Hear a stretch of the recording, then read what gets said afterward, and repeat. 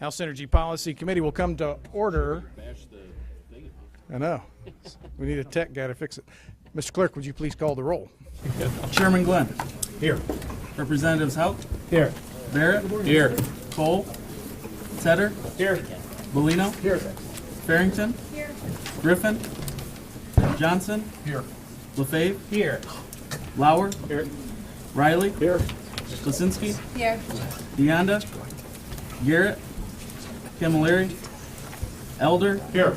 Green. Here. Sneller. Here. Mr. Chair, you have a quorum. Thank you, Mr. Clerk. Would entertain a motion to approve the minutes of the last meeting. Representative Tedder so moves. Without objection, so ordered. Ladies and gentlemen, we're going to have a hearing today on the cutoff policies for utilities. Cutoffs, we mean cutting off power, under what circumstances they do that. There are various reasons. We know that two that have been outlined by the Public Service Commission are billing errors, and in particular, a lot of the focus today is going to be on DTE because it's gotten a lot of attention. But billing errors being at the top of the list, and also people's discomfort with the installation of smart meters. Representative Cox and Representative Tice couldn't be with us today, but I know that they have constituents who are extremely concerned about this. Please let me make clear at the beginning, the committee has heard two different 90-minute sessions of testimony on smart meters. It is not the intention, my intention, that this be a third hearing on smart meters, even though I understand that that is the basis on which some of you have been threatened to have your power cut off, or maybe you'll testify that it was in fact cut off. But the focus today is on the process by which they decide to cut you off, even if you've paid your bills. That means that if smart meters is the reason you got your power cut off, certainly no reason for you not to, for you to fail to mention that. But the focus of the hearing is not on smart meters in particular, except as one of several reasons that you might have a fully paid bill and still be facing the threat of having your power cut off. Our first witness, and by the way, this is going to be a one-sided hearing at the request of DTE. They've asked not to testify today. The Public Service Commission has ordered them to come up with a report as to how they've been handling these shutoffs, a lot of them in southeast Michigan. I believe the deadline is sometime later this month. So DTE has asked specifically for the opportunity to testify and provide the results of their report on January 30th, if I believe that's correct. The first witness we're going to have today, we're making a medical accommodation for. And so is Ms. Chimner already in the building? Ma'am, if you would come forward, please. Identify yourself, push the red button, and then we will allow you to depart as you need. Following Ms. Chumner is going to be Senator Pat Colbeck, who has delved pretty deep into this issue and has been in communication with the PSC. So, Ms. Chumner, if you would. Yes, ma'am. Yes, ma'am. Press the red button and then please proceed. Thank you. My name is Jamie Chimner.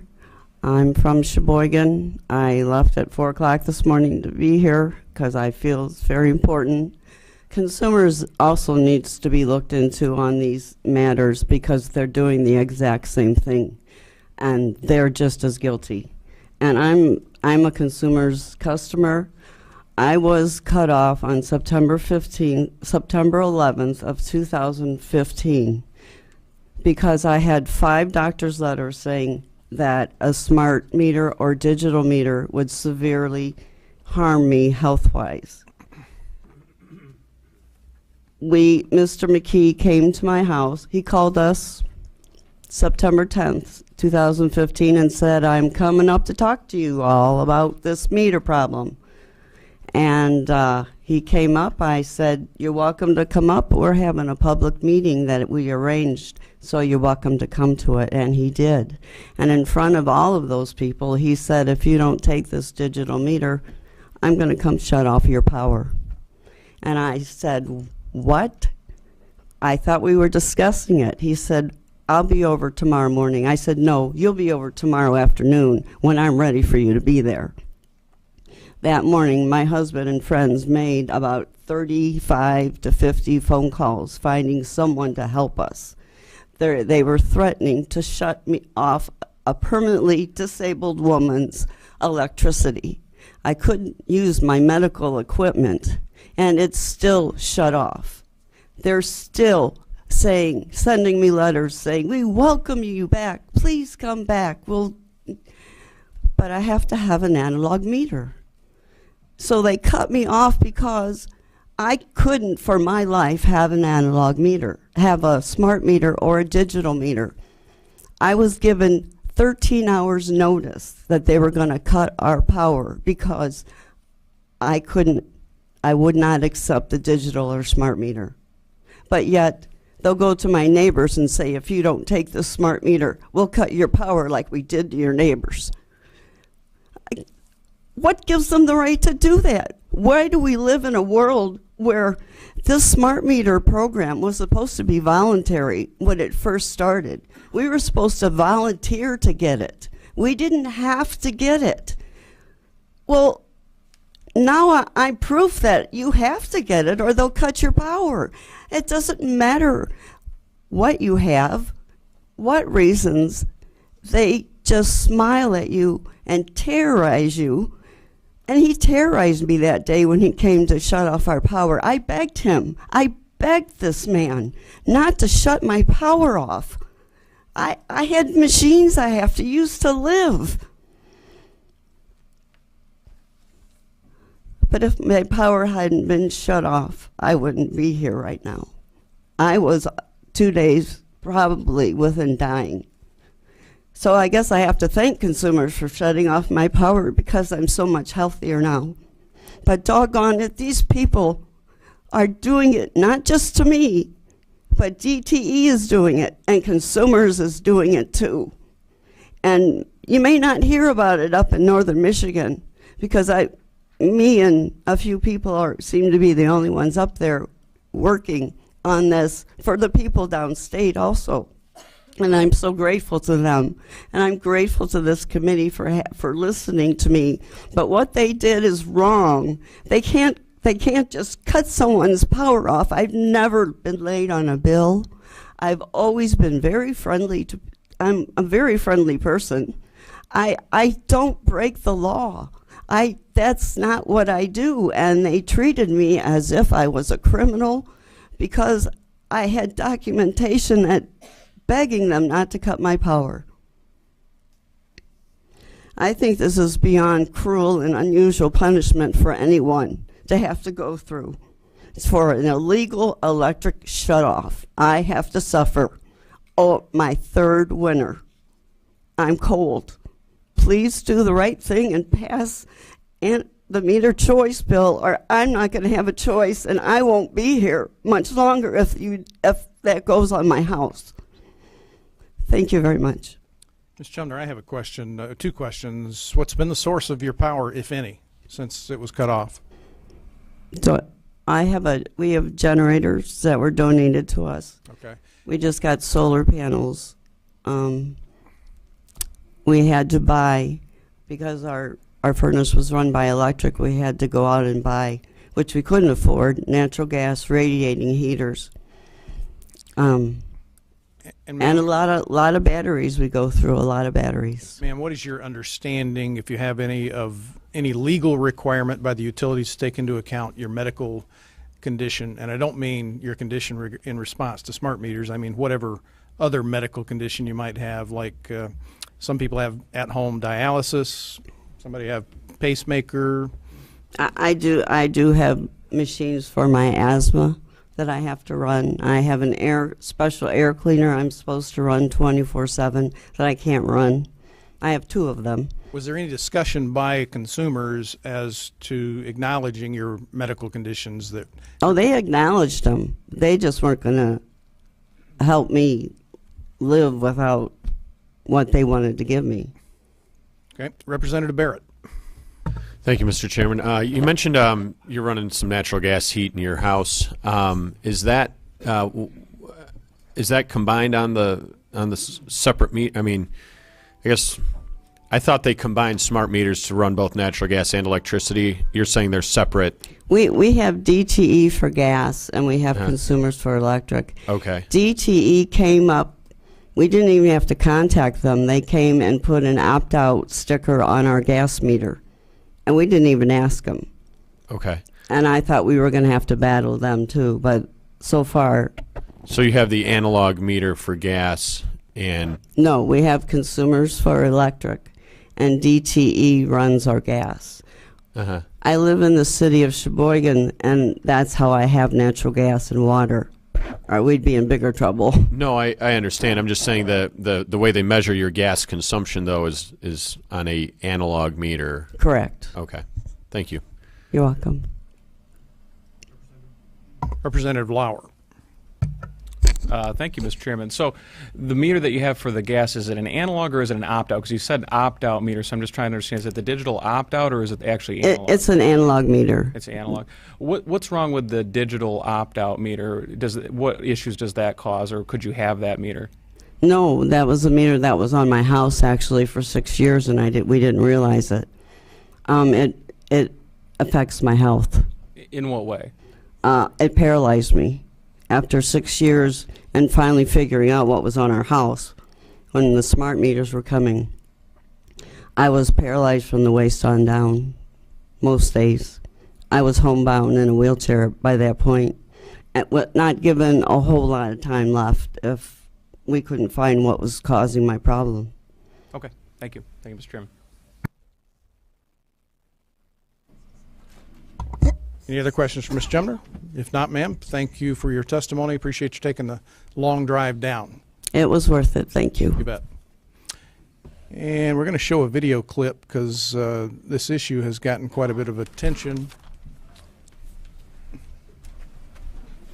Hopefully it's not going to take too long.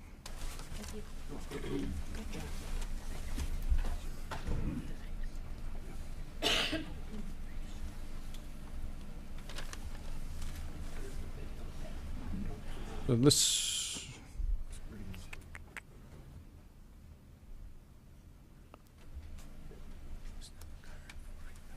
thank you.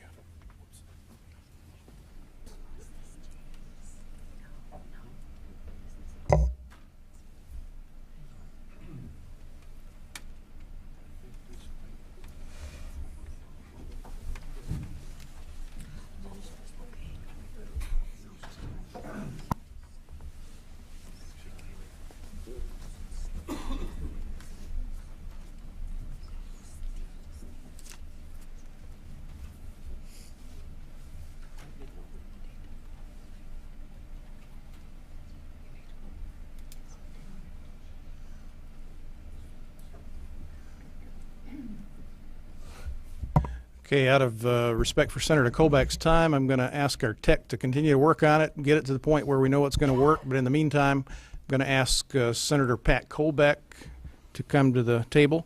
You know the drill, Senator. Appreciate your research on this issue.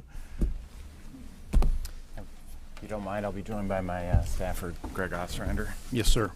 Please proceed. Well, I think as we just, thank you very much, Mr. Chair. Appreciate it, committee personnel, our representatives, for the opportunity to go off and share some of our experiences in our office. I think with the previous incident here, we have ample evidence that sometimes digital systems don't work as well as analog systems. So I really want to kind of highlight today that we're talking about a topic that talks about or deals with a very unique responsibility that we have as legislators. Prior to us serving, it was deemed necessary that we would have a regulated utility market in Michigan for electricity. We don't have these types of discussions that we're going to have here today around where you buy your gas. We don't have these discussions about where you buy your groceries, because that is on a free market. We don't have a free market here. Previous representatives determined that it's in the public interest that we should have a regulated utility market. And so as part of that public interest, it's incumbent upon us to make sure that the services that are delivered as a result of this decision are done so that they do indeed represent the public interest of those we serve. Now, today what I'd like to do is share some observations that we've made in regards to the shut-off practices, but also I want to talk a little bit, if I may, Mr. Chair, about the restoration practices, because it's not just a matter of what the process by which they shut them off, but it's also also the process by which they're restored. So, and I come from a district where our electricity is delivered primarily by DTE, so we'll be focusing on some observations around DTE service. And I should also point out that we do appreciate the recent actions by the MPSC to drill down on this issue a little bit more in depth, but obviously, and you're going to see from this testimony, that further action is necessary. So today what we're going to talk about is the fact that, number one, DTE didn't follow multiple rules that are already established. Number two, ratepayers inappropriately were shut off. Plus, it took a long time for the power to be restored. There's multiple rules that need to be reformed in addition to the ones that were not adhered to. And current utility reporting is not sufficient to detect the actual problems, ensure faster restoration, and allow for sufficient oversight. So once again, don't want to forget about the fact that we got to talk about restoration, not just shut off. All right. So power is required by rule to be restored in the same day after the first working day, but allows for exceptions, such as except for reasons beyond its control. Clearly, that's fairly open-ended statement. The reality from my office experience is that there are many people waiting 5 days or longer because of a multi-step process to restore power and due to delays. So we need to define what is beyond control. So some of the specific rules that need to be reformed are: let people who want to simply pay their bills and keep an analog meter keep their power. And I know you're a big advocate of that, and we testified earlier in support of House Bill 4220, which has provisions that would lead towards that. Number two, we need to enforce that shutoff notices occur and are documented in writing. And a lot of these notices that we're getting, or a lot of anecdotal stories we're hearing, is that there is no written notice, and it's done via verbal assessments. And Ms. Chimner actually just kind of corroborated that in her recent testimony. Number three, you can't prematurely shut off power. It's not to be used as a weapon. I'm not a big fan of bullies. Number four, you need to clarify that wanting to keep an analog meter is not a safety violation. We've had these meters in place for decades. They've worked effectively without any problems. There's a lot of cases to be made that the smart meters themselves, whether they're put in dumb mode, if you will, or turned off for the emissions, or whether or not they're actually fully functional, represent more of a hazard than the previous analog meters. Number five, we need to honor the intent and purpose of the Senior Protection Program, and we do need penalties for violations. And number six, new computer systems should not be rolled out before they are ready. Case in point. All right, so the current reporting in particular is not sufficient because, number one, under Rule 33, utilities currently report the number of shutoffs to the MPSC. This does not provide sufficient detail to identify the reason for these shutoffs or how long it took to actually restore the power. We need oversight, and that can't occur without sufficient data around shutoffs and restoration practices. We also need to have some ratepayer input. Many who contacted my office felt that they had trouble lodging a formal complaint with the state, so we're not serving their public interest, if you will, and we need to do a better job. If we're going to take on the job of regulating these utilities and in the context of what is in the public interest, then we have to be interested in the public. And sometimes they told me that they could not file a complaint or actually leave their information. So, and we know government can be complex at times, and so but we don't need to make that unduly complex. So, some key questions I think we should all be asking is: number one, how can the state detect problems faster?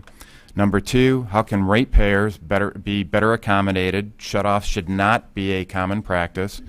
And number three, what ramifications for utility exist when rules are broken, and how many ratepayers are actually made whole?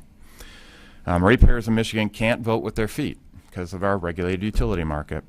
So we have to do better, and we have to assume responsibility for that customer service because we're the ones that are focused on making sure that they don't have choice and the ability to go off and walk with their feet, like you can when you have a gas station with the prices too high, or when you have a oil service place that's not where you want, or you got a grocery store that's not carrying the goods that you want. You have choice in those cases. We do not have choice when it comes to electricity, and I just ask for your support in looking at legislation and looking for that affects some of the rule changes that we're talking about, and holds MPSC accountable and holds utilities accountable for actually abiding by these rules. So without further ado, just open it up for any questions you may have, Mr. Chair. Senator and members of the committee, PSC, and I think you provided me a copy, but the PSC issued some kind of statement in the last several weeks that outlined all the different reasons for cutoffs, but they don't ask how many of each one takes place. So just be aware that I've asked DTE when they testify on January 30th to provide that information. Good. And obviously PSC, so we can quantify it. Also, is the senior citizens policy referred to, is that the one that deals with various medical conditions, or is that a separate set of I believe standards? it's separate, so it's November to what, April? There's a moratorium. So between the dates of November 1st and March 31st, if a person that lives there is age 65 or older, they are not supposed to be turned off for any reason. I believe part of the history is that goes back to 7 years ago when there was that gentleman who tragically died up in Bay City. And you have to take into account seniors. They may be living by themselves. They have multiple health issues. And it was interesting when November came and our office received calls from people that were age 65 or older and were saying that DTE was threatening to turn them off. And we did have people that were age 65 and older that did indeed get shut off. And there was even some confusion initially within the MPSC that the senior protection program only applied to people who couldn't pay their bills. Well, first of all, it's just nonsensical, because if we're trying to make sure that seniors aren't dying for no valid reason, the fact that they can't pay their bills versus it being another reason really doesn't make the point.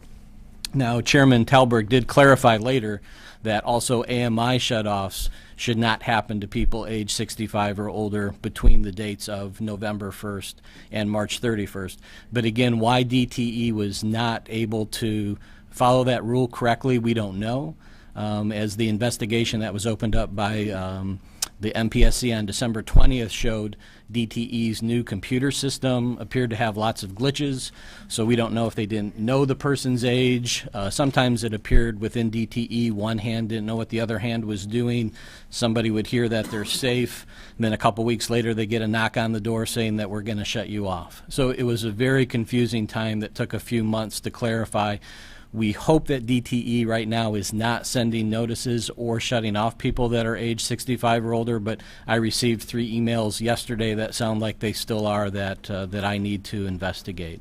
So that's an example of one of the rules that doesn't appear to be getting followed, and you know, we have people age 65 or older that our office has been talking to. They were without power for 5, 6, 7 days. It's cold. We're really blessed that we have not had another tragedy like what happened in Bay City. Sir, did we get your name for the record? My name is Greg Ostrander. Okay, thank you, Greg. Yeah, PSC's statement a couple of weeks ago was listing all the various reasons based on their investigation. Non-payment, obviously, but I think what we're hearing from mostly today are people who have paid and have been cut off. But PSC found also meter tampering. Maybe that's the category under which they include smart meters. Theft, moving in or out, and not getting proper authorization when you occupy a new dwelling, or emergency safety hazards called by police and fire, computer glitches, and the new program, the new billing program, billing errors are all the various reasons. But we don't know what percentage falls into each, but we have asked DT to provide that to us. One quick point that was interesting from the initial U-case filing that was done, DTE, according to the MPSC, did inappropriately shut off 288 families. That's what we know as a baseline. The procedures were not followed in 288 cases. So we don't know exactly how all of those are going to be broken down, and hopefully we'll get that, but 288 is a big number. From the hearing I attended at the MPSC on December 20th, and I don't know if somebody from the MPSC will be testifying today, but there were, for example, people that either weren't getting billed or were on the the program where they get the equal amount every month, and it's kind of out of their mind that the system was showing them as not having paid, and they were just cut off without notice.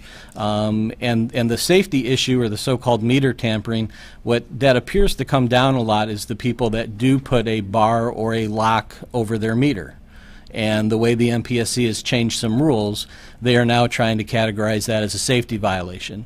And it just seems very nonsensical that a bar over a meter, that a desperate person like maybe the Chimners is just trying to keep their analog meter on there until a bill like HB 4220 can be passed, can somehow be deemed as meter tampering or doing something unsafe. And turning the power off to a person in the middle of winter, that's what's unsafe. I know that I attended a wind energy meeting in Lapeer County a couple of months ago, and 3 different people that one night handed me their letters, their threat letters from DTE. Don't know whether or not they eventually got cut off or not. How exactly is the power cut off? Is it as simple as flipping a switch? I had a lady with me in the elevator who said they brought a lift truck and they physically cut the line at the pole out on the street. Yes, yeah. So typically with the calls that we're getting, and certainly with AMI now, for where it is rolled out, if there is a computer glitch and the computer shows that they've not paid when maybe they have or they haven't been billed, that power can just be cut off remotely. For the people that have been dealing with the AMI shutoffs... What is AMI? Advanced Metering Infrastructure. Okay, thank you. For the people, though, that have been cut off at the pole, that's where the restoration in particular has been very problematic, because the typical scenario that our office has seen as people have contacted us is they get cut off at the pole. They usually take a day to be in the cold before they decide they need to capitulate. They really want to keep that analog meter. But I tell you, you try living without power in the cold for just 24 hours, and you give up pretty quick. So when that ratepayer, quote unquote, gives up, and I don't mean that in a pejorative manner, they were then having trouble getting DTE to actually acknowledge that they wanted the new meter. So at that point, maybe they'd spend 1, 2, 3 days trying to get to DTE and say, yes, we'll take your digital meter. It would then maybe be 1, 2, or 3 days before the digital meter would come out. But when that person came out, oftentimes they would say, we need to have a different person come out to deactivate that meter. That could be another 2 to 3 days. And then after the meter was deactivated, it might be 1, 2, or 3 days before somebody came and did the work at the pole. And so that was one reason why some of these shutoffs took so long to be restored, because instead of DTE coming out and saying, hey, here's already a deactivated meter, we're going to do the pole work on the same day, it was this three-step process. And so the pole process really needs to be looked at in terms of the rules, or we have to acknowledge how long people would be without power. If I may, Mr. Chair, I mean, obviously, Greg is a wealth of information on it, because he's the one answering the actual phone calls with a lot of these people. And we're getting phone calls from a lot of different areas, because our office has been recognized as somebody that will listen to their issue. And I encourage all the representatives that are here to make sure that they investigate what's actually going on in their respective districts, because this is not unique to the 7th Senate District, obviously. So I want to, first of all, take a little bit of a moment to commend Greg, because he's delved into the details on this significantly, and I appreciate all of his service in this capacity. Thank you, Senator. I know, as I mentioned earlier, that Representative Cox and Representative Tice have brought to my attention over the holidays that their offices were getting a lot of calls about this. So I don't know if it's limited just to Southeast Michigan or not. Any other questions? Representative Lauer. So when they do the cutoff at the pole, that's because the meter was blocked or locked in some fashion. Is that what you're telling us? In the majority of the cases it was, but in some cases, and you know, all these for me as a staffer, they become a little bit of a he said, she said. And when you hear these cases the first time, you're doing your best to be kind of a neutral arbiter. But in some cases, it appeared there would just be verbal altercations or a DTE. And I want to be clear, Mr. Rodney Cole at DTE has been very helpful to me in trying to expedite power getting turned back on when I've identified somebody who's been without power for 3-5 days. So I don't mean to unnecessarily besmirch DTE here, but we had enough calls from enough constituents where sometimes it just seemed that the DTE staffer, whether they felt they had power, whether they were done with debating the person, they just decided that they wanted to cut it off at the pole, even if there was not a physical lock on the meter. And indeed, a lot of the shutoff notices that people were receiving that were due to AMI issues, when I would investigate that with Rodney and when I would talk to the ratepayer, locks were not on all of those. And many people were getting power turned off even though they did not have locks on their meter. So certainly some of the cuts at the pole were due to locks being at the meter, but if I had to guess, that was maybe just about 50%. Okay. Thank you, Mr. Chair. Thank you. Any further questions? Thank you, Senator. And if we're now ready to queue up that television report from Detroit. I'm sorry, it's the computer.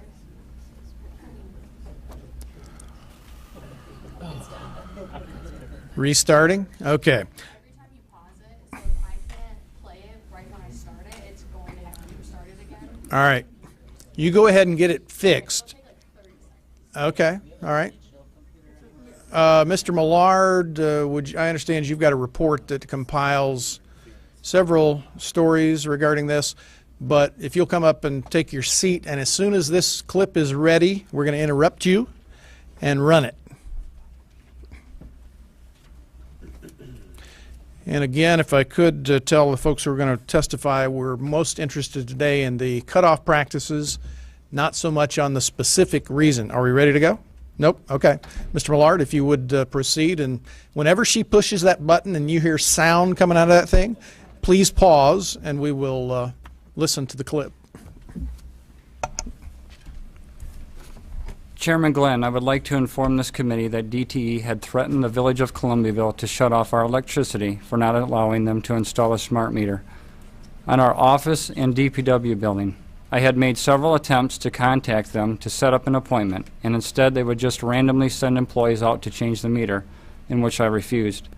On October 16, 2017, I received a letter, the second notice that DTE had made several attempts to change our meter, and in which they could not access. Therefore, they scheduled the village shut-off for October 25th, 2017. Mr. Millard, may I interrupt you a second? Are you saying they threatened to cut off the village's power? That's correct. Oh, The, okay. the DPW and the office building, which would Okay. be the town hall.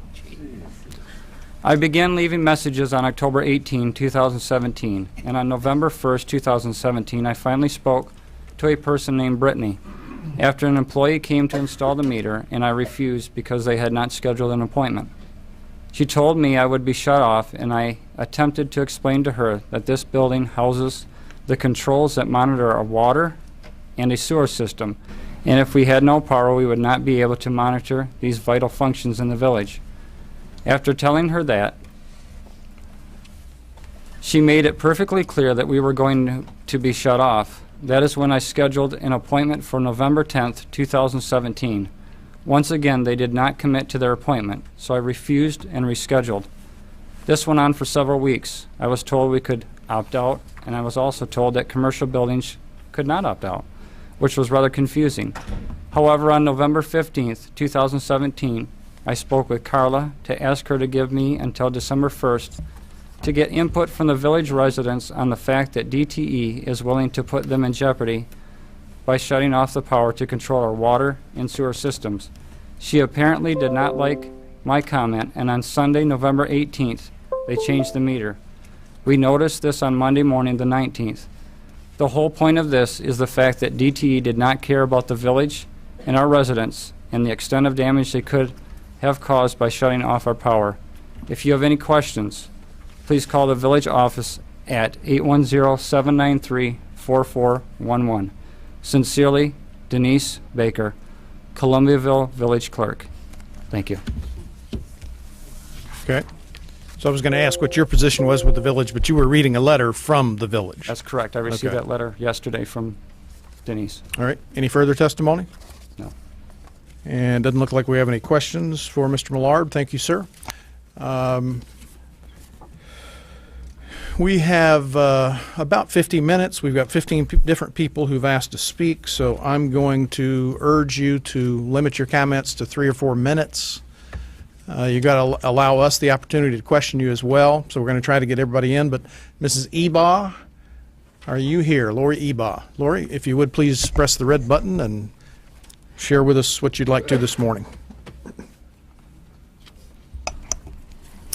Good morning. I'm Lori Ebaugh, a representative for the Residential Customer Group, also known as RCG. We're a nonprofit corporation advocating for Michigan's residential electric and gas utility customers. I'm here today to share the threatened shutoff experience of 2 of our members, Lowell and Donna Kitzman, who couldn't attend today because they're out of state. They were threatened with a DTE shutoff in November of 2017. The Kitzmans were originally contacted by DTE in November of 2015 about changing their meter from an analog to an AMI, sometimes called a smart meter. The Kitzmans promptly communicated back to DTE with their concerns about an AMI meter, but received no response for 2 years until they were threatened with a shutoff last fall. Then our members were not even given 10 business days to respond. DTE's letter dated November 11th informed them that they would be shut off on or after December 4th, 2017, if they didn't contact DTE to schedule the meter exchange. Our members immediately wrote and called DTE at the number given on the letter, and they reached the Revenue Management and Protection Department. They were put on hold for 26 minutes. At that point, they were told to call another department, and at that department, they reached only a voicemail. They continued to try that same number for over an hour and eventually left a message requesting a utility customer hearing, and they said that they would call the Michigan Agency for Energy, the MAE, in addition, to speak with a regulation officer. After that, they called once again, and interestingly enough, the phone was picked up, and they spoke with an actual DTE representative. They were told after some time that an email would be sent by yet another DTE department and that their shutoff date would be delayed. They then called the MAE, where they were told that DTE would respond to their MAE inquiry within 10 days. It did take longer than 10 days, but they did finally get that inquiry started, and it's currently under investigation. It's ongoing. This is what the Kitzmans say in their own words. Quote, "As we have relayed to DTE in regard to the threat of shutoff, we are currently out of state and we are in our 80s. This is an investment property for us, and in addition, we have a contract with the tenant who has special needs, and that adds to the seriousness of this matter. The winter season in Michigan also brings with it the very real threat of frozen pipes if the electricity and the heat is turned off. We find this predicament most troubling and upsetting. Why DTE ignored us for the past 2 years and then waits until December and the winter in Michigan to threaten us with disconnecting our power adds to the stress too." Unquote. The MPSC rules are very confusing for most people to understand. The letter that the Kitzmans received on November 22nd, 2017, said nothing about their rights to file a complaint or to request a utility customer hearing. Luckily, our members knew that those options would halt the shutoff process until the matter is resolved, and so they are able to do that. Most of the people who have been shut off, and many of the people testifying today, don't know about those MPSC rules. RCG, in addition to working with the Kitzmans, has also been involved with trying to get the MPSC to look into this matter. There's a case right now open. It's with the MPSC. It's 18486. And we also spoke with the MPSC on 2 different occasions regarding these rules. On December 20th of 2016, RCG requested that the Commission would use its authority with the existing rules to temporarily waive the shutoff rules in the public interest and to restore power to those who had been shut off. Our initial concern was due to the winter last year, 2016. The winter weather conditions at that time was 9 degrees and there were gale force winds that were forecast. Our second request was in February of 2017 that the utilities would report to the commission all people being threatened with shutoff and who had been shut off, so that those in authority at the MPSC would have the facts about who was being shut off and for what reason. In conclusion, we requested an investigation into DTE's history of these shutoffs, and that this case, U-18-486, be meaningful and transparent, with the MPSC being required to notify those who have received any type of threatened shutoff letter or notice and those who are actually shut off. The current rules do allow the MPSC to require DTE and Consumers Energy to provide that kind of information to the MPSC, and the MPSC can notify those customers directly. We believe that there may be 20,000 households who are opting out and should also be notified of that investigation to see how they were handled. In my own experience with my own opt-out, and I was not shut off, and this was early on, as my community was one of the very first in Michigan to receive smart meters or AMI. It took 60 days for me to get my opted out meter. And for 60 days, I had to leave my home and find a place that had an analog meter so that I could sleep, because I had found out that my insomnia and my own health problems were caused by the smart meter. So I had no clue of what the rules for Michigan customers are, and we should make that apparent, and the MPSC should be acting in the public interest. Thank you very much. Thank you, Ms. Eba. Any questions? Thank you for your testimony. Are we ready to push that button? No? Okay. You said yes or not?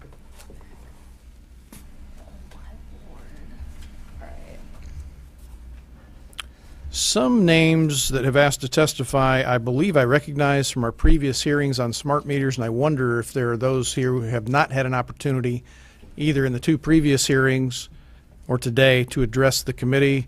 And sir, have you put a card in? The card? Okay. You did put a card in? I'm sorry? I have a card in. Okay. If you would then please come forward and give us your name, press the red button, and share your testimony. Please hold it to 2 or 3 minutes, if you would.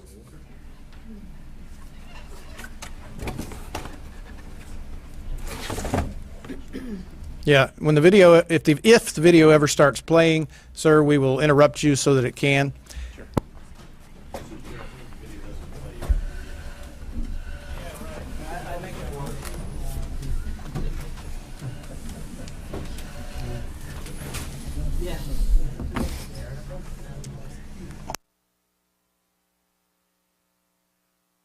Hello? Can you hear me? Okay. This is my 90-year-old grandmother. She's never been to Lansing before. First time. Welcome, ma'am. What is her name? Dolly Reed. Ms. Reed, welcome to Lansing. And you have the red button on, sir? Yeah, it's on. Okay. Can you hear me? Yes. Okay. I'm her caregiver. She lives with me. The bill's been in her name since 1947. Never had a problem. Never not paid a bill, never not done anything wrong. They first cut it off on Columbus Day. It took 18 hours to get it back on, first time. They said it was a mistake because what had happened was there was a power outage in our neighborhood also. Fine. I see a little card in the door, fine. They turned the power back on. Then I got a message on Tuesday telling us that it was a mistake. Your power will be shut off by the end of the day at 9 a.m. that morning. On Tuesday, it was the 10th, they said they'll cut the power off. 2.5 weeks later, finally they cut it off again. They cut it off on the 28th of October. We did not have power again until the 14th of November. We don't usually turn our heat on until first week of November, usually. She's a hardy person. We cool down. So we chill down. She's from Kentucky. And we've paid our bill. The only thing we did is lock up our meter. And I was told by DTE that they were going to, if they put a meter on my house, which there's no way in heck they could, because I'm from Southeast Detroit, so I know how to lock things down. I took a lawnmower deck, cut 2 holes in it, put it over the top of it. I put 8 locks on it with truck chain, 14-foot truck chain. I'm not kidding. I've got 5 locks behind it, and I've got 8 locks in front of it.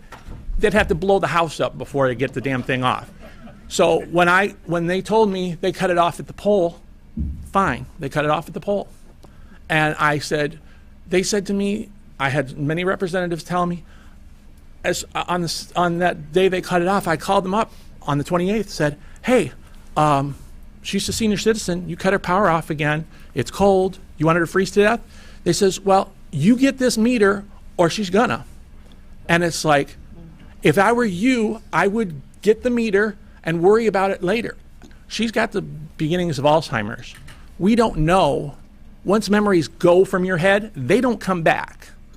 I've heard of people, and I'm just hearing, people that have heart problems, who have blood pressure problems, who have diabetes, all that can be managed after the fact.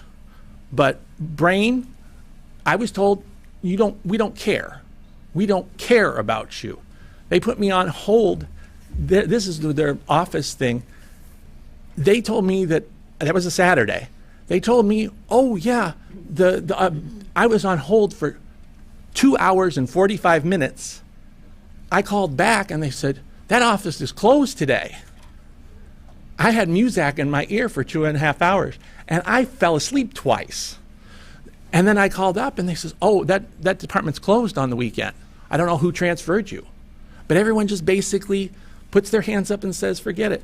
And I had a friend down in Texas that told me this is, down there, it's illegal to shut off someone's air conditioning because of the health risks.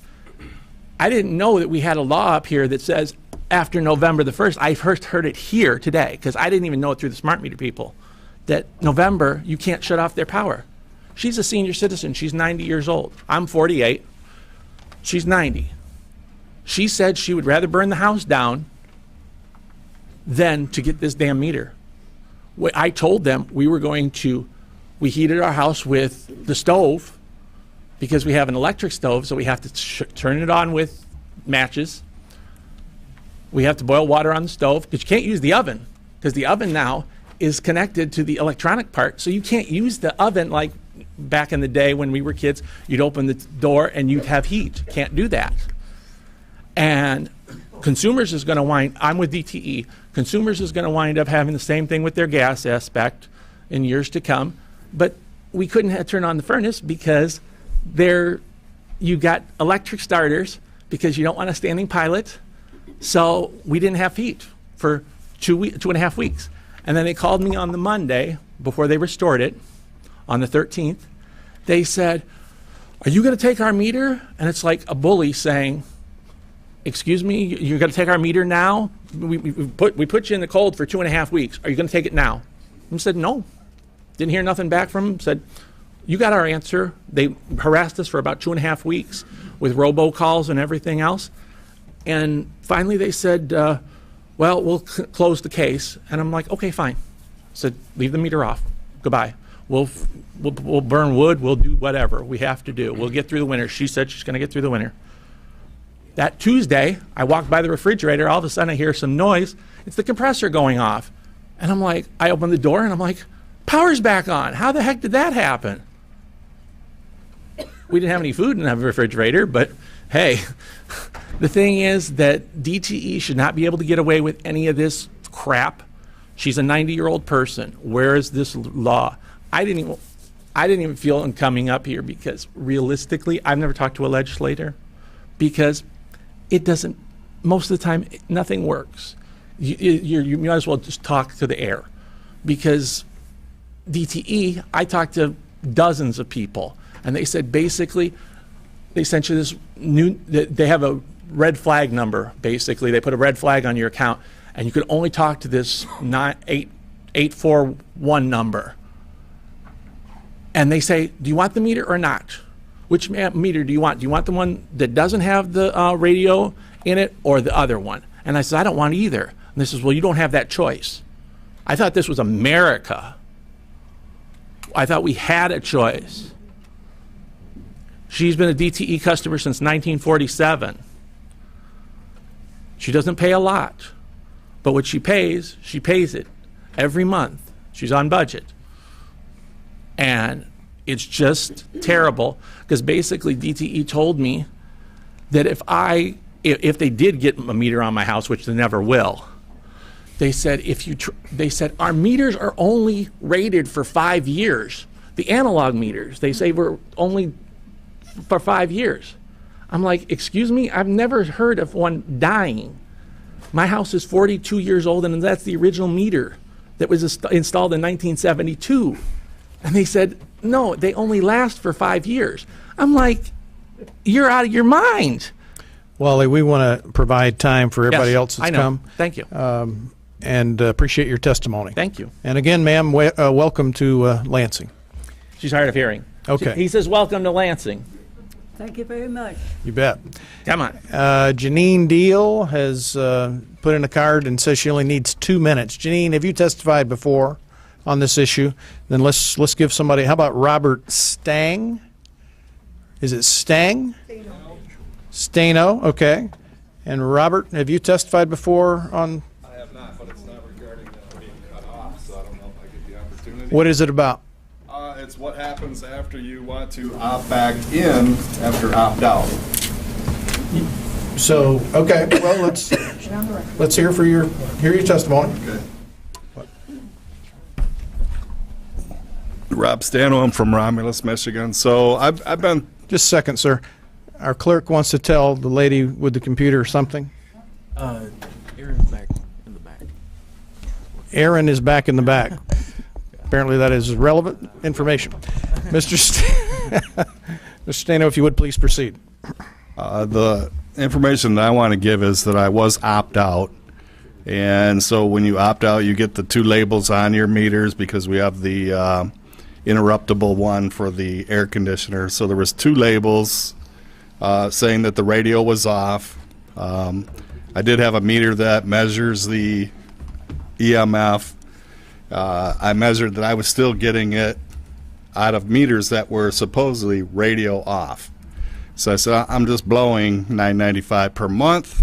I'm going to go back to radio on, opting back in. Called up DTE. They said that their employee would come out, turn the antennas back on. So the day that he came out, he's carrying 2 boxes. And I said, no, sir, I'm just radio back on. I'm not new meters. I don't want to pay for anything new. And he said, no, but that's what we do. Okay, so you're gonna have your meters back on, but we're gonna put these 2 new ones in place. So the old ones that they're taking out were manufactured in 2014, and the new ones that they put on were manufactured in 2016. So I'm hoping that I'm not going to pay through this in some kind of pass-through rate increase in the future. But he assured me that I'm not paying for these 2 new meters. Okay. The thereafter thing is now I don't have somebody coming on my property to read meters. Well, 3 weeks later, I got somebody coming on the property. They want to read meters. I said, no, sir, I opted out. I have 2 new meters. I will show you that I have no labels on them saying radio's off. I'm paying to have it done remotely. He insisted he was there to do this. I said, listen, I'm going to show you that there's no labels on the meters. Invited him inside and put my fingers over the readout, and he's trying to read what the readout is still. I said, sir, you're not going to read that. I'm just showing you that there's no labels on my new meters. And you go back and you tell your higher-ups or whoever that you're dealing with somebody that should be off of a list now. Well, I was surprised that yesterday morning with a nice little snow track that I got somebody that looks like DTE coming on the property, going into the breezeway and going back out, and he's reading the meter. So you have a smart meter and he's still coming to read it? He's still coming to read it. Okay. So that's my concern, that they don't know. And I hate calling them up because I got to spend a half an hour on the phone for simple questions that should be their responsibility to know their program. Okay. And I am going to test these meters again to see if I'm getting the same amount of RF as the previous ones. My tinnitus in my ears has not gone away. And I have other stories I could tell about people with pacemakers that are not here anymore, things like that. I'm for choice. We're in a republic. We should have choices. I know we only have one electrical company servicing us, but this isn't right. We should at least have the choice of having an analog meter. I don't think it's that big of a issue. The small majority of the people that are engaged in this, they should have these meters, health-wise and other financial reasons. That's my testimony. Thank you very much. Mr. Stando, thank you for your testimony. Don't have any questions listed. Who do we have that's put in a card who's actually been cut off? Okay, ma'am, what's your name? Sheila Pomeransky. Okay, Sheila, why don't you come forward, please? Do you want me to try playing this? Because I think it'll. Yeah, go for it. I did bring some documentation just for reference. A showdown tonight between an elderly woman in Lincoln Park and DTE. The company shut off her power because she stopped them from installing those new smart meters. 7 Action News reporter Curtis Jackson joins us live from Lincoln Park with what this is all about. Curtis. Well, DTE customers can pay $10 to opt out of that new smart meter program, but it still lights out for a Lincoln Park woman who fought back. What do you think about this happening to you? It's pretty sorry. It's a sorry deal. That's how Olga Pusti feels about what happened to her the day after her 92nd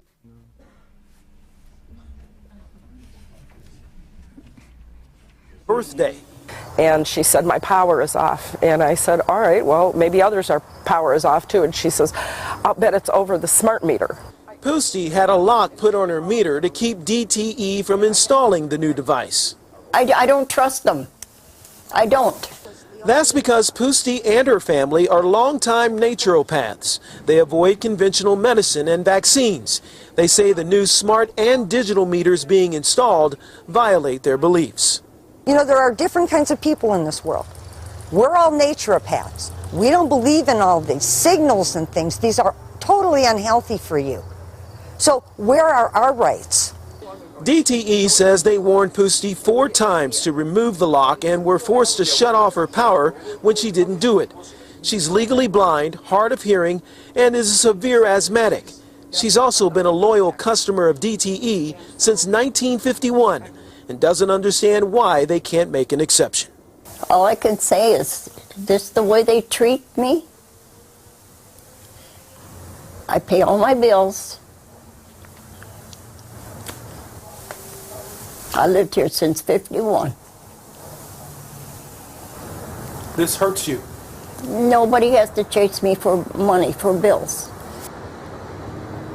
We received a statement from DTE tonight. It says in part, DTE confirmed the status of a lock on her meter, which is illegal under Michigan law, and notified Mrs. Pusti of the need to remove that lock. With the device still in place today, after multiple notifications, DTE had to act in the best interest of the customer and the community by turning off her power. Now, DTE won a Michigan court battle which says that it can give customers the option with that $10 of opting out of the smart meter program. But the Pusti concern is this: that new meter will still involve some sort of digital notification, which she does not feel comfortable with. She simply wants to keep the old meter on her house. And right now, DTE says there is no exception that will allow that to happen. We're live downtown. Curtis Jackson, 7 Action News. Thank you very much. And ma'am, what is your name? Dakota. Dakota, thank you very much for making that work.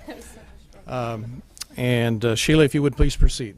Okay, thank you. Good morning. I'm Sheila Pomeransky from Shelby Township, and I'd like to thank the committee for the opportunity to share the journey and hardships that were placed on my family regarding DTE and their deployment of the advanced metering or smart meters.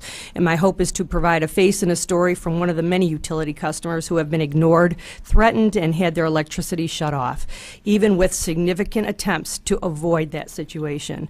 I don't know if all the documentation got got passed around, if everybody got a package, please do not be overwhelmed by the amount that's in that package. I have a summary timeline on top that I can go through very, very quickly, and there's some supporting documentation behind there that you can look at your convenience. But what I'd like to do is just sort of share our story and our journey to give you an idea of what has transpired between my family activity with DTE, the Michigan Public Service Commission, and the Michigan Agency for Energy.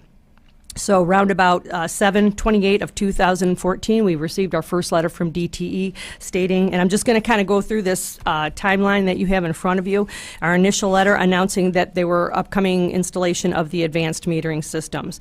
About 2 weeks later, we get another letter from DTE stating that they attempted to gain access, and access was refused. Now, I had 2 meters for electricity. I had an analog for interruptible air conditioning, and I already had a digital that had been placed on my home in 2010, and both of these were locked up at the time. So again, 8/11, they attempted to gain access and was refused.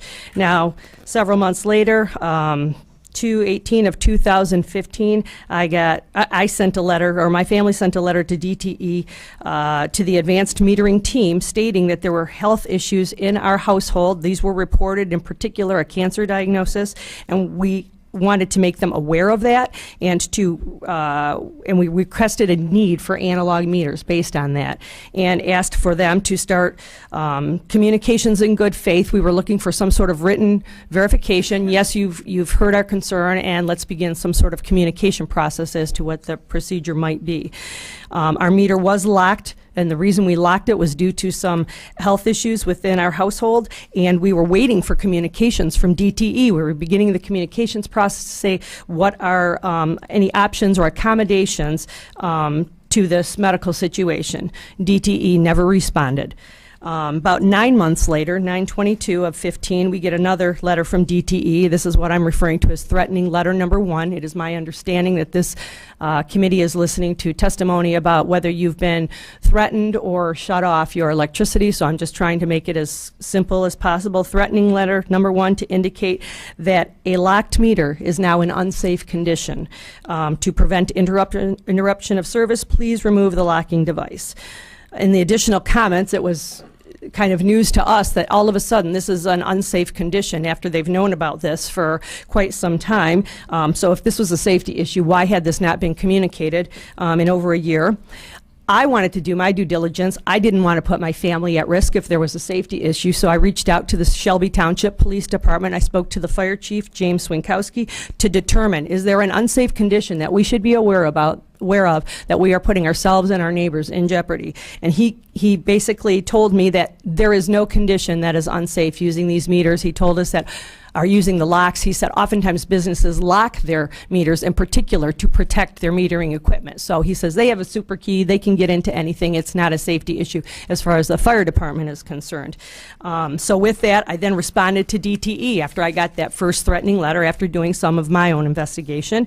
And this went to Joseph McCormick, of the manager of the Advanced Metering Program, and I also copied the House Energy Policy Committee at that time, back in 2015. I highlighted in this letter to DTE that DTE never responded to any communication. We were trying to communicate in good faith. We had our meter locked for health reasons. I questioned why all of a sudden is this a safety issue that was never brought to our attention before. Now it's a safety issue. I also provided the information that I spoke to the Shelby Township Fire Chief, who said it's not a safety issue according to them.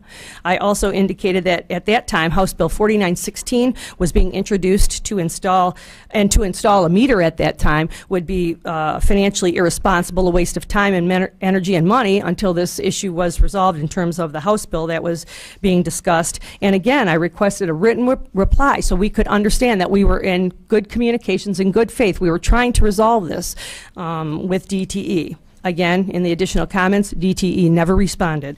And by the way, these are all certified letters with receipts. That's part of the attachments that are behind this document. So about 15 months later, we get another letter from DTE. I'll call it threatening letter number 2. So 15 months has now passed. I have a safety issue, supposedly. 15 months later have passed, indicating that the locked meter is an unsafe condition and my electric service will be disconnected on or after January 9th, 2017. Again, my question is, if this is unsafe, why has now a year and a quarter passed, and we are now just getting another letter threatening for our electricity? If it's safety, I would think they'd want to do something very quickly. So I decided to file a utility service complaint, which I did, in fact, do. So on 1/6 of 2017, I filed a utility complaint with the MPSC.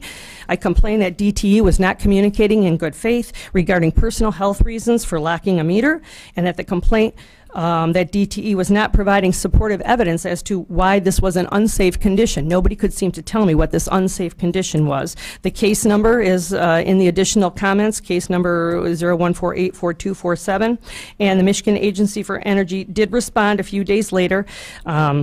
Sheila, yes. let me interrupt you. Out of respect for the others who want to testify, I want you to cut to the chase, if you Okay, would, please. so if you go through this timeline, you are going to see that there are multiple communications where we were reaching out to DTE, the MPSC, many of which were not responded to. But here's, I think I want to go to page 4, if you will. Page 4 is after several different communications back and forth. After all of these communications, we were really trying to communicate in good faith. On 8/23 of 2017, DTE shut off the electricity to our home.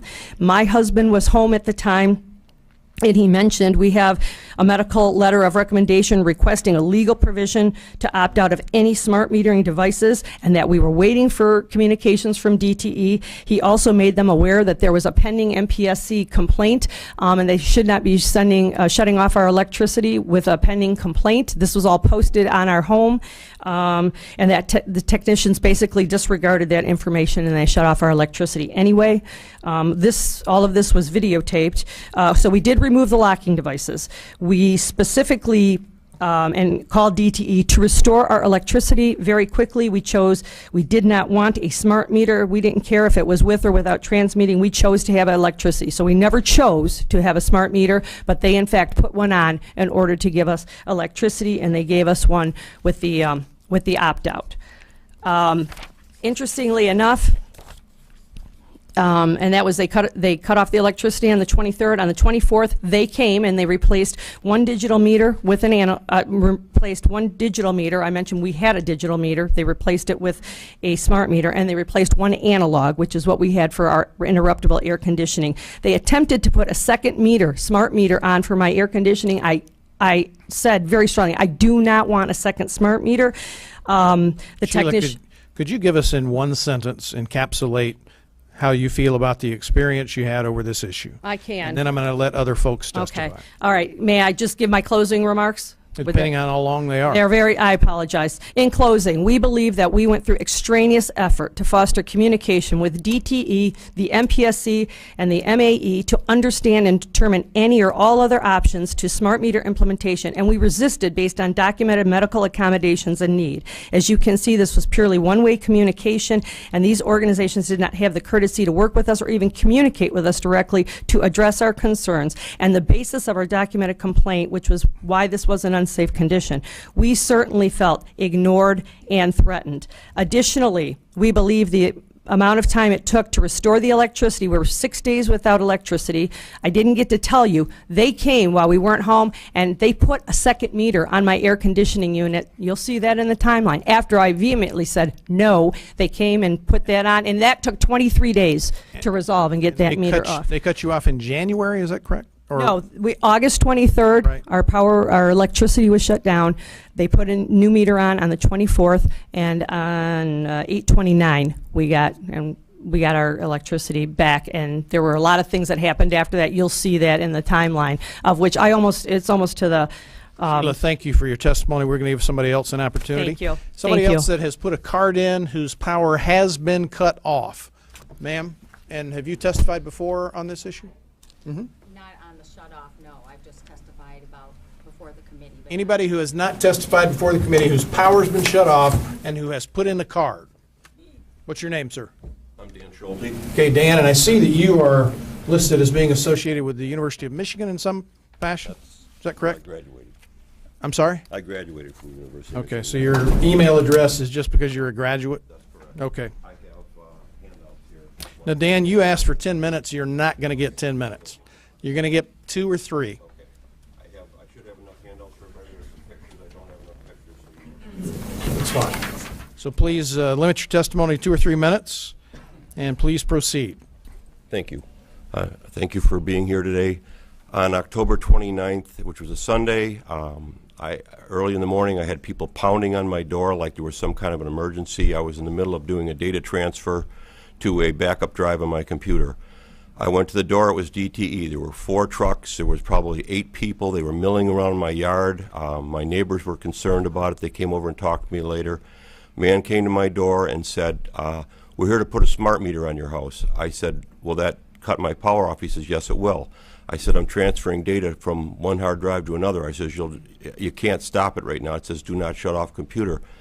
He says, too bad, we're going to do it. He had mentioned that they're going to be in the neighborhood doing other homes. I said, can you go to another home and come back? He says, no, you got a choice. Either let us do it now or we cut off your power. So I thought, well, either way they're going to cut my power. I might as well have them put the smart meters on. So I allowed them to put the smart meters on. I had 2, a regular and an interruptible one. They set the meters on the ground. I picked one up and said, I'd like to keep one. They said, well, you can't keep it. I said, this meter's been in this house since 1952 when it was built.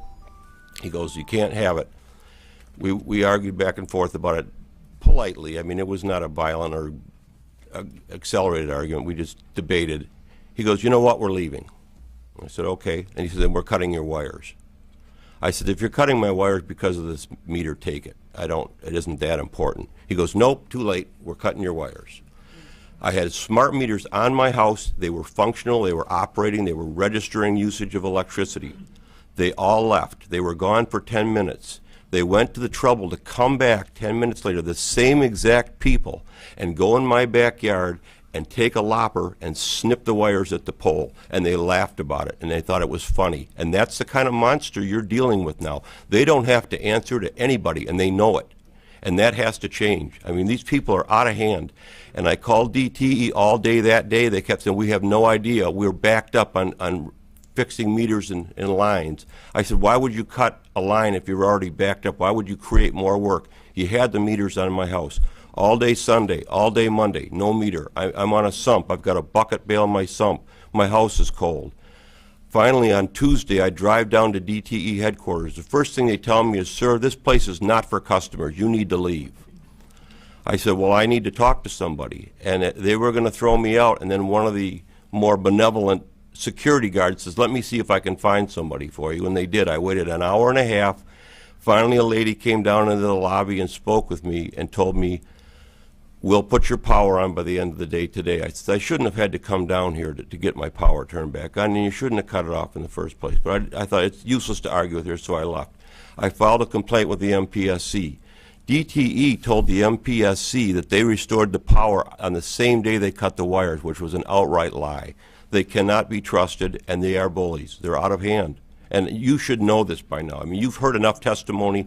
We shouldn't even need to be here today. At this point, you should put the clamps on that company because they are way out of hand, and there's nowhere else to go. They're a monopoly, and we all know it. So I'm asking you to really stand up for the voters here. Dan, thank you for your testimony. Thank you. Anybody else who's got a card in whose power has been cut off and has not testified before the committee in the past? Ma'am in the red coat there, if you would please come forward. What is your name, please? Jody and my husband Jeff. Can he come up too? Jody and Jeff, he yep. talks a lot less than me. Is it Jody but- White? Yes, I am. Okay. So, honey, come on, because I got Jeff. the evidence. He's doing the talking. Great. Please proceed, Jody. Well, real quickly though, I do want to pass this out. It says, let the House reps cast their vote. Gary Glenn, Chairman, please make a motion today to discharge the meter choice House Bill 4220 from the Energy Policy Committee in order for the elected 110 House reps to cast their votes as a republic for which we stand. We, the people, stand. We are not a democracy, but if the House votes say yes, we'll do it. The voters put representatives in their House seats for a purpose. Meter choice is an easy vote. Please stand up and vote on behalf of the people and not the big company. So that's what I'm going to pass out to everybody. Okay, let's make this brief and concise. You heard the gentleman before us. Ratepayer White at 8385 Norris Street. 20 days without power. We don't have a lock on our meter. We did lose power on October 9th. It was quite a catastrophe for the family. We did get a meter back on October 20th. Didn't get power till October 27th. It was 20 days. We always paid our bills. And just as the gentleman said before us, you know, you guys got to clamp down on these guys. And I just want to make it that brief and concise. And I want to thank Senator Colbeck and his group for helping us out to get power back on, or I think they would have punished us even longer. And it was 5 years that they told us I had meter choice. Didn't think they would come out and do that kind of a drastic situation where they cut our power off at the pole. The wires are standing there, but that's enough. Okay, and it's only been 32 seconds, so thank you. So for less than 30 seconds, I have the camera, I have everything documented. I have a DTE guy saying that he's on a cut crew.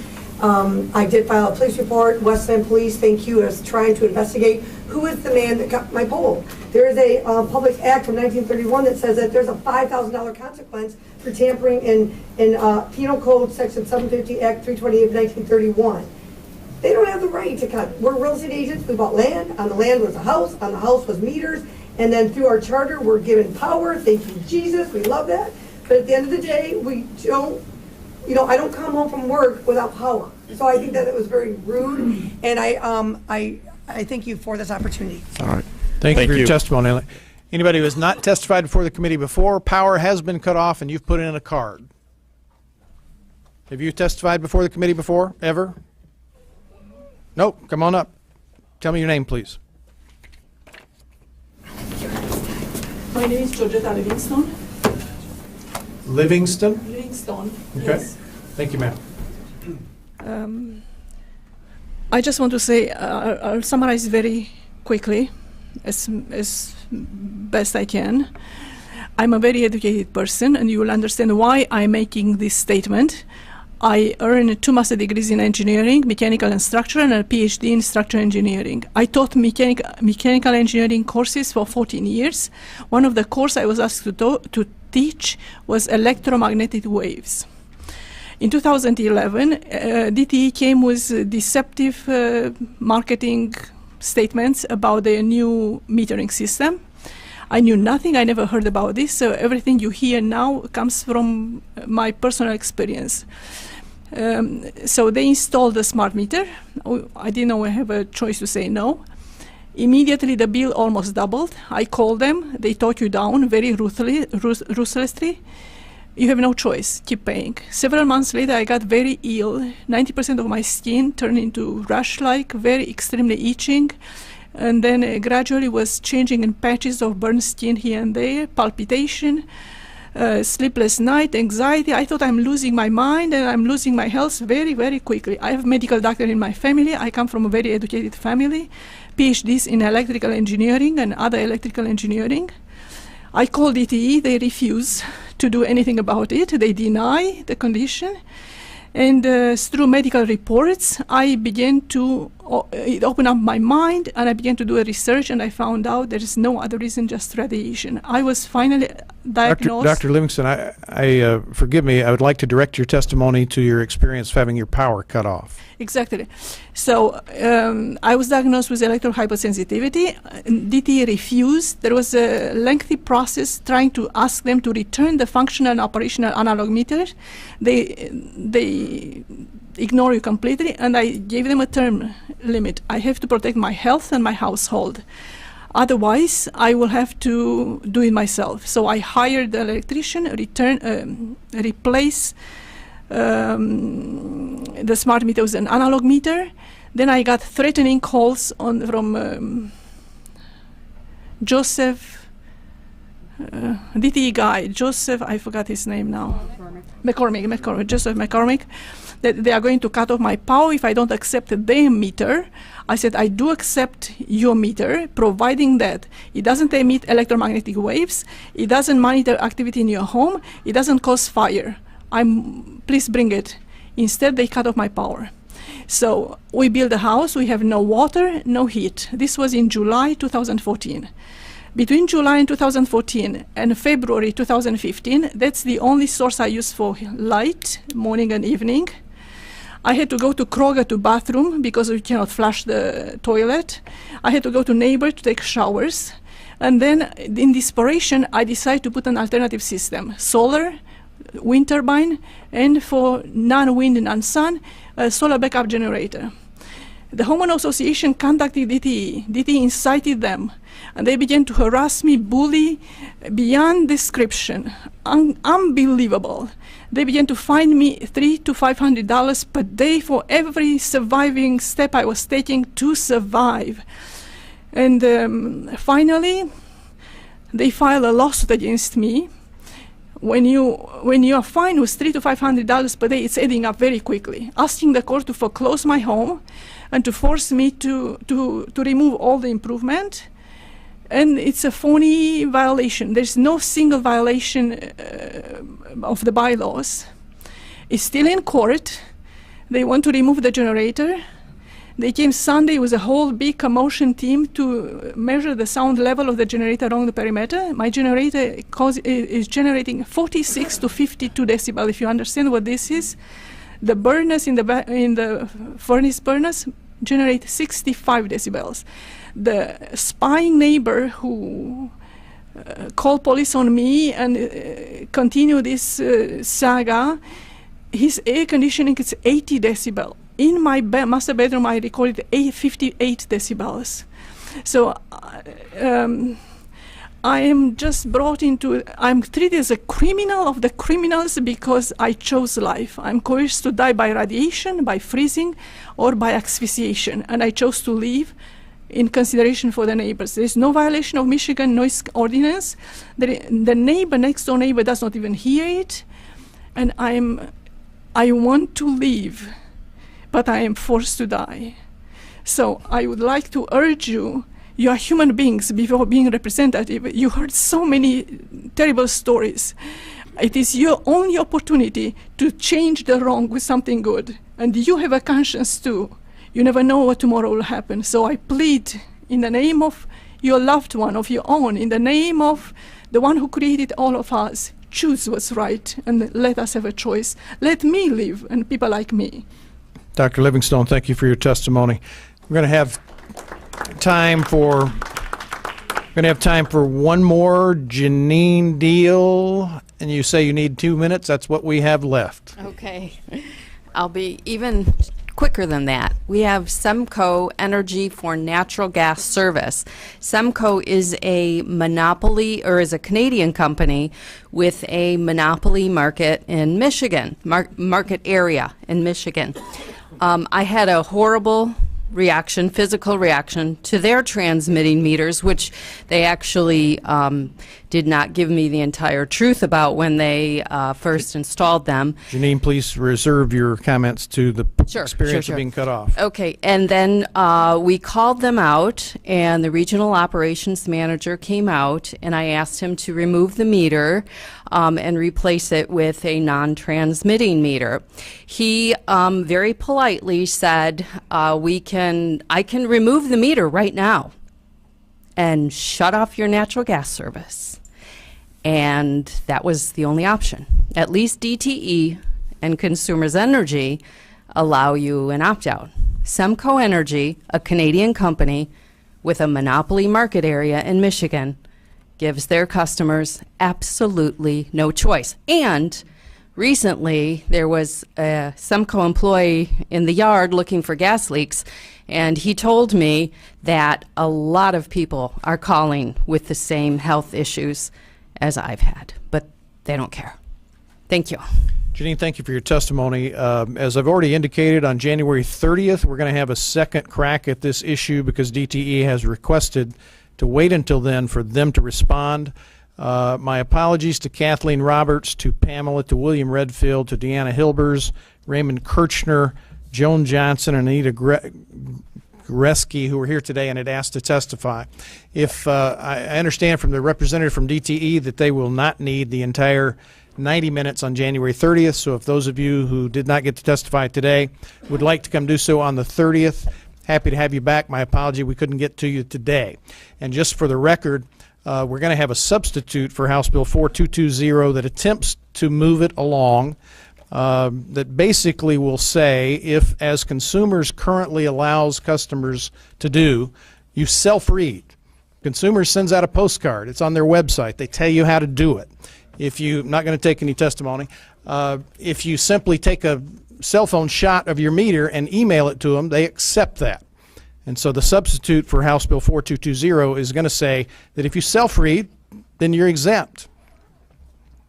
You don't have to have the smart meter. If you get an analog meter and refuse to self-read, then you would have to pay whatever the Public Service Commission says you have to pay, which right now is what, $75 first month, $90 whatever, and $10 a month. So how can we get the analog meter back if that happens? Well, we'll see. I think that's covered in the legislation. But just be aware, we're going to have a substitute in an attempt to move it down the road, and appreciate your attendance here today.